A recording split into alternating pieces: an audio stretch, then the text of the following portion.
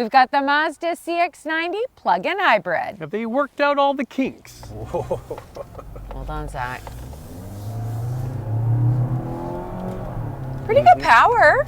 Pretty good power. Transmission took a little second to downshift, but we'll talk about that as we go along here. This is the plug-in version of the CX-90. Andrew, what's under the hood of this thing? A 2.5 liter four-cylinder. It has a 68 kilowatt electric motor, and it's matched to an 8-speed automatic transmission. It gets a combined 323 horsepower and 369 pound-feet of torque on premium fuel. You can use regular, but it will drop your horsepower number to 319. Torque number stays the same. This model also has a 17.8 kilowatt hour battery with 42 kilometers or 26 miles of range, standard rear bias all-wheel drive.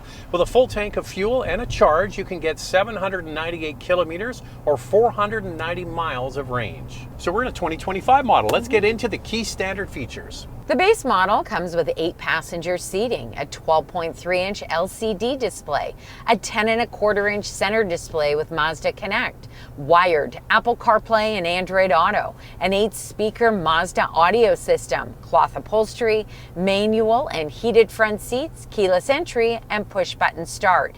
In the US, the base model comes with a lot more features, including the 12.3-inch center display, wireless Apple CarPlay and Android Auto, a wireless charger, power leatherette front seats, a moonroof, and a power liftgate. These features are available in Canada.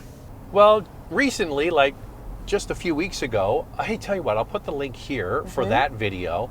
We did the gas model with the inline six, and we thought it was much improved over the very first iterations. You're driving the latest version of the plug-in hybrid. Yeah. Are you noticing a difference? I do notice a difference. It's a little bit more refined, but when you are in pure EV mode and then you accelerate quickly and that gas engine comes on, for everything to work together, I would say that there is a 2 to 3 second delay. This is a problem with all plugins though, because you got to remember what's happening. You're using energy to move the electric motor and the wheels of the car, and the gas engine is sitting there doing nothing. So you've got to wake it all up and get it to engage, and that doesn't happen instantaneously. No. For all plugins, they suffer from this. Even when you drive a Porsche Cayenne hybrid, it's the same kind of thing. So is it more refined? Is it smoother, less clunkiness of that transmission with all the software updates? The answer is yes. And the main one is the transmission. We have been calling this out ever since the straight gas and this hybrid have been introduced.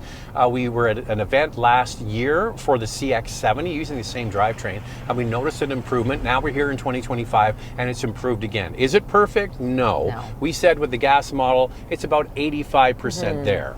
But it's nice to see that Mazda is working on this. They are aware of the issue and they're hoping with continual software updates that we'll see more improvements. But I have to say, you know, it is a comfortable driving experience. Steering is heavier, suspension is a little bit firmer. This comes standard with noise isolating windshield, as well as a noise isolating driver and front passenger window. Now that heaviness to the steering, some people like it. There's a large spectrum of people though that just want an easy to drive 3-row SUV. At parking lot speeds, maneuvering the car, it is overly heavy for a lot of those kinds of buyers.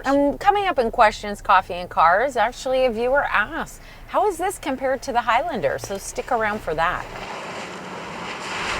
Okay, we're driving at pretty much highway speeds. We've got the MI drive here. What are we going to put it in? You got to put it in S for subscribe, and if you can hit that notification bell, you'll be notified when all of our reviews drop, and then you can watch them. And we do this, the couple car review, twice a week. The first one drops on Wednesday. We put another one out on Saturday. So make sure to like and subscribe. All right, thump it. Kick it. A little bit of a delay. It does get louder for a PHEV when that gas engine kicks in. Yeah, but it's a 4-cylinder. I mean, any 4-cylinder, you mat it to the floor, it's going to start screeching. That's the way it goes. So if you like a little more refinement, maybe the inline six is for you. I like big butts and I cannot lie. You know that song, right? We have noted that the CX-90 has a bit of a bulbous back end. Yeah, it's bulging. It's a little bulbous, and you know what? I'm okay with that. The thing is, they're doing style and functionality, and they're trying to marry the two. I think it's got a bit of a elegant look to it refined exterior, exactly what you would expect from Mazda. This gets 8.1 inches of ground clearance and comes standard with LED headlamps, LED rear combination lamps, roof rails in satin chrome, front and rear lower bumpers in black, PHEV badging, 19-inch wheels, available 21-inch, and a temporary spare tire. Available features include LED signature lighting and front and rear bumpers in black with silver trim. I got another one for you, Andrea. Fat Bottom Girls, they make the rock and world go round. That's a Queen song, if you remember that one. All right, we turn our attention to the inside, and yes, they're working on the drivability of this, but this is one area where I think they got it right for the most part. A beautiful array of switches, really high quality materials, no shiny hard plastic. It looks fantastic. Oh my gosh, Mazda knows how to do an interior. Absolutely beautiful. This is the white Napa leather, and you've got Napa leather on the dash with contrasting piping and stitching. And how about this blonde wood trim? It is just so elegant. It feels luxurious and upscale in here. Well, that's one of the things that they're trying to do, is they're trying to move the brand away from the pack when it comes to interior amenities, almost like a mainline plus. And I think when you're sitting here and looking at it, that definitely is the case. It definitely feels more upscale.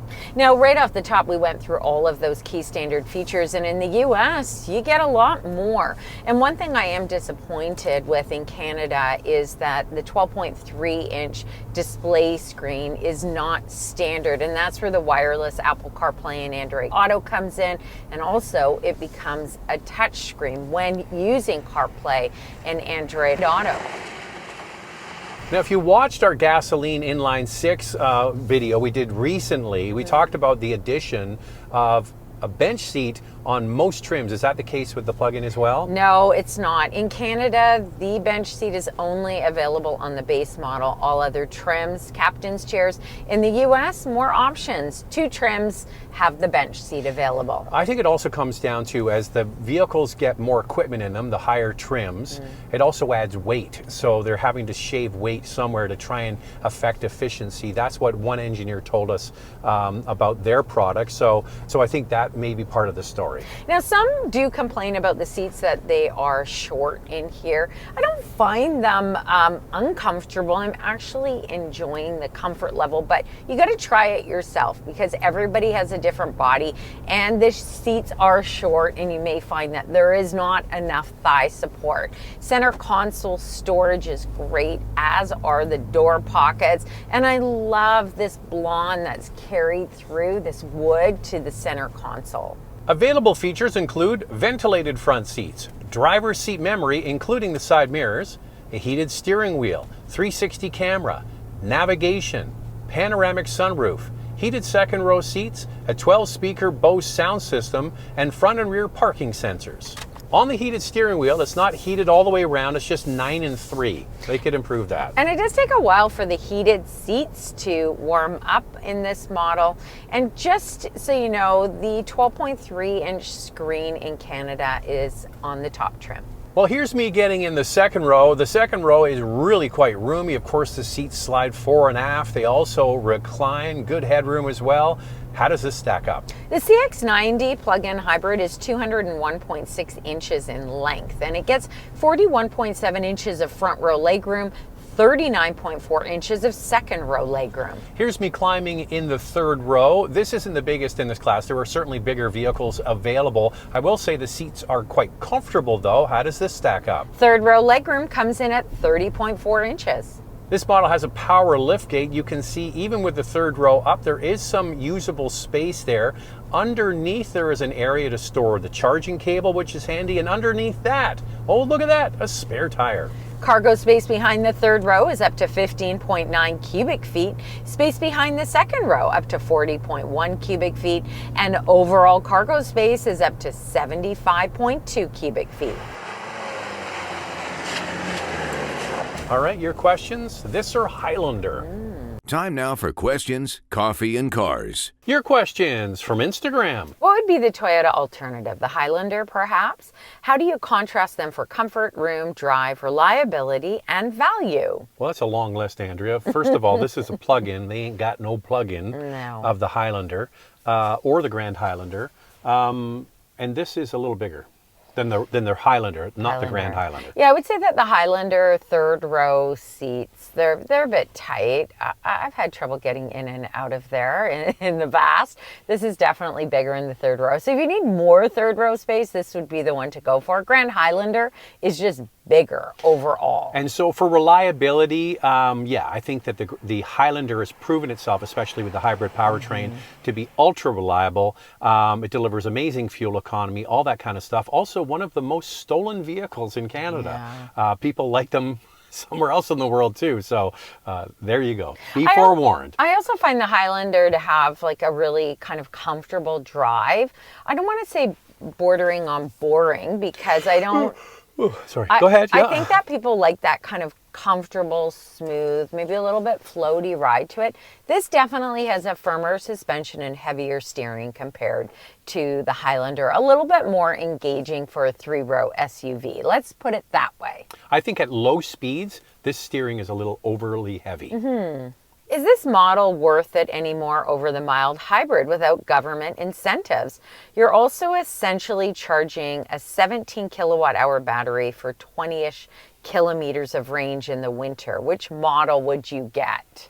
Well, that's one of the problems with plug-in hybrids is you have to be really dedicated to plugging it in all the time to really see the benefits, because when the battery's depleted, you're lugging around a heavy battery, which doesn't produce great fuel efficiency. So it's a dedication on the part of the owner. And then when you take the rebate out, which was only $2,500 for this car, do you think it's still worth it?